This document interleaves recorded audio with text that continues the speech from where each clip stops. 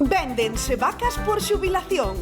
Un gandeiro de Chantada busca quen llas merque despois de toda unha vida dedicada a elas. Atoparemoslle comprador? Vacas de ocasión. Hoxe no termómetro. 11:48 minutos, aquí seguimos no termómetro. Logo non digan que non os avisamos, porque imos a estar agora en Chantada cun home que se quere desfacer dunhas vaquiñas que están agora de saldo. E dirán vostedes, por qué? Pois motivo, Fátima, xubilación, non? Pois xa estades vendo, compañeiros, mirad estas fermosuras, estas frisonas que están agora mesmo en liquidación, ímolo dicir así. Estamos aquí con Pablo, o seu dono, aquí en Chantada. Pablo, dicimos que están en liquidación, queres vendelas, queres te desfacer delas, por qué? Non? Porque quero deixar de traballar. Neste momento chegou a etapa que hai que vivir un pouco o que non se pode vivir na xuventud. Pois faz ben. Entón estas están en venda, podelas mercar quen queira. Estas e máis, non? Sí, teño ali outras que ainda vou esperar un pouco hasta que estean próximas ao parto para ilas vendendo. E cantas tes para vender? Bueno, para vender en total hai que quedarán sobre 60 animales. Xa, bueno, de aquí a que acaba de vender. Ajá. Porque a granxa vendela tamén, ou? No, a granxa, en principio, vou cerrar a explotación, ir vendendo os animales hasta que acabe, e despois... Se alguén non che fai prezo, mellor plantexaste outra cousa. Non se desbota nada, pero, bueno, en principio, o que pretendo é eso. Porque, Pablo, canto nos pode valer unha vaca destas? Canto pode custar? Vai en función do momento, por exemplo, xa vendín animales en poxas en Africor, vendín algún animal casi en 4.000 euros, outros en 2.000 e pouco, máis ou menos van nese margen, entre 2 e 4.000. E vai depender un pouquiño de que? Pois nunha poxa de caixa ánimo, da que a xente se anime, pois. Porque claro, dicimos que ti agora queres un poquinho parar de tanto traballar. Como foi esta vida de gandeiro? É dura? Bueno, é dura, máis que nada, moi atada, todos os días dicindo a tal hora teño que estar na granxa. Hoxe quero ir a marchar de festa por aí, pois tuve un problema na granxa, houve unha vaca que enfermou, unha vaca que está de parto, e o parto complicouse, pois xa non podo marchar, teño que quedar, pois... Un día falo, outro día falo, e cando chega un punto que dis, bueno, hasta aí que chegamos. Será por eso mellor que falta remuda xeracional tamén neste sector? Sí, no meu caso, bueno, non tuve fillos, xa non é remuda, pero nos que vexo na contorna é o mesmo problema en todos. Como din por aí que algún veciño, dentro de pouco na parroquia non queda nadie. Por lo menos as vacas que teñan que nas coide, non? Claro. Bueno, pois gracias por atendernos, Pablo, pois lanzamos esa mensaxe, non? Que, bueno, que se solvente este problema de remuda xeracional, que a xente se anime. Sí, que se anime, hoxe están nun momento bon, hoxe o que queira traballar nesto xe dá diñeiro. Tomamos nota, graciñas, Pablo. Tomamos nota, efectivamente, porque como ben di Pablo, por unha cousa ou por outra, moitas explotacións gandeiras pois están quedando sen alguén que coide a esas vacas, Bernardo. E iso que os gandeiros, unha vez que se xubilan, si teñen unha serie de beneficios na súa xubilación, non? Claro, preguntámonos se Pablo se pode xubilar segundo as normas xerais do sistema de pensións. A resposta é sí, pero con algunhas particularidades. Unhas particularidades recollidas no réxime especial de traballadores agrarios. Xa saben que dende o 1 de xaneiro deste ano, se cotizamos 38 anos e 3 meses, quen chegará lá, podemos xubilarnos os 65. Se non chegamos a cotizar este tempo, agardaremos os 66 anos e 8 meses. Pois ben, no caso dos gandeiros e agricultores, poden compatibilizar pensión e traballo se se realiza de forma esporádica e se non xera uns ingresos superiores ao salario mínimo interprofesional. Se os ingresos superan esa cantidade, poden optar pola xubilación activa, é dicir, seguir traballando o campo ou cos animais e cobrar o 50% da pensión sempre que cumpran uns requisitos. A pensión media de xubilación para os agricultores e gandeiros do réxime xeral é de 677 euros.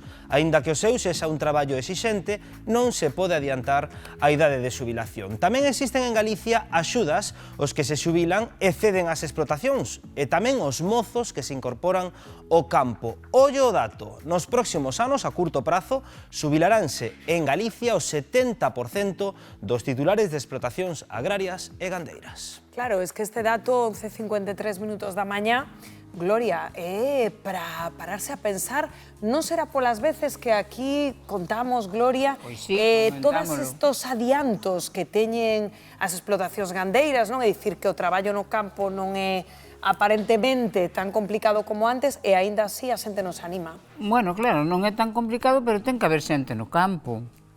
E, de calquera xeito, as asociacións as mesas de tanto do leite como da carne levan avisando que de cara ao ano 2030 que van a desaparecer entre 2.000 e 3.000 en Galicia e 3.000 gandeiras. Son das grandes, é verdad.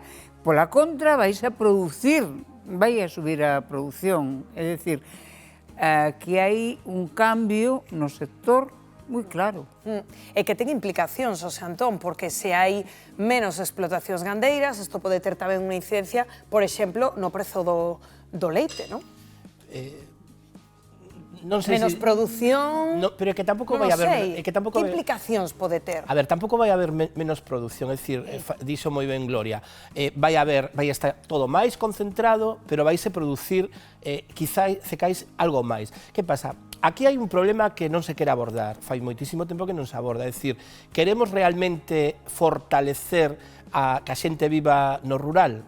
Eu penso que non interesa fortalecelo. Por qué? Porque para vivir no rural, sobre todo a mocedade e a xente máis nova, necesita equipamentos. E o rural non ten equipamentos informáticos, hai sitios onde non hai cobertura, neste programa a veces tamén temo dito, non? De que non hai cobertura de teléfono, non hai cobertura de internet, hai unha serie de cousas que para a xente moza, que é fundamental na súa vida, pois non o teñen. Entón, a xente moza vai buscando outro tipo de perspectivas, é dicir, de cidades, e abandona o campo. E ese é o gran debate que temos que ter. O leite, si concentramos, vamos a ter unha produción importante de leite. O que non temos é estruturado nunha sociedade como é a nosa, que non temos nada que ver con Castela, onde temos moitísimas aldeiñas, non?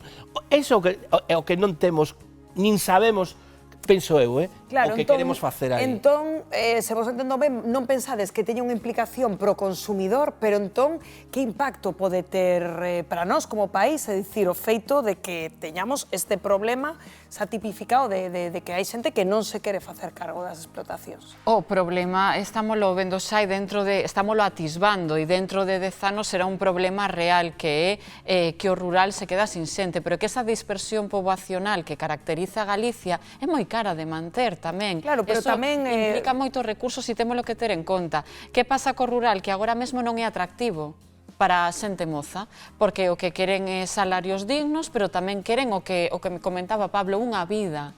El por que se quere xubilar con 61 anos? Porque recoñece que non tivo unha vida, que a súa vida foi de sacrificio, de esforzo e de compromiso absoluto coa súa granxa. Entón, a xente nova non quere esa implicación tan gravosa para as súas vidas. Teñen razón. Teñen razón, entonces, que nos queda? Pois quédanos gandeirías máis dimensionadas, máis grandes, que garanticen esas produccións de alimentos, pero que estas pequeniñas, pois, lamentablemente... Totalmente, pero dá moita pena, algunha vez tamén aquí o comentamos, Manel, porque de algún xeito tamén vertebran o territorio, é dicir, que haxa estas pequenas explotacións, incluso a nivel familiar. Sí, porque para a maior parte das explotacións, a mí toca na familia tamén, había explotacións pequeniñas, vamos a decir, de 100 vacas, 50, 60, e é verdad, se foron retirando os maiores, eu sei, por exemplo, por meu primo, que cederon as explotacións a outras granxas, se lles alquilaron, porque non se queren facer cargo. Aparte, é como di este home, claro, pola edad, a mellor é prejubilación, non jubilación, pero cando levas 40 anos cotizados, que seguramente traballaos leva máis e non tuveches vida, tamén é moi importante poder vivir, porque nunha granxa te ocupa moito tempo. Ainda que non te moleste o traballo, porque hoxe en día traballar nunha granxa non é igual que fai 20 anos, pero te ocupa moito tempo. Eso está claro. Gloria. Eu creo que o caso deste señor é unha proba clarísima do problema demográfico que temos en Galicia. Se non, non queremos ver alanos. Absolutamente. Alanos, pero estamos nun problema que alguén debe de tomar dunha vez en serio. Tanto a sociedade como as distintas administracións e buscar solucións e deixar de poñer tiritas. Bueno, pois avanzamos, rapaces, 11:57 minutos, situámonos agora na Ribeira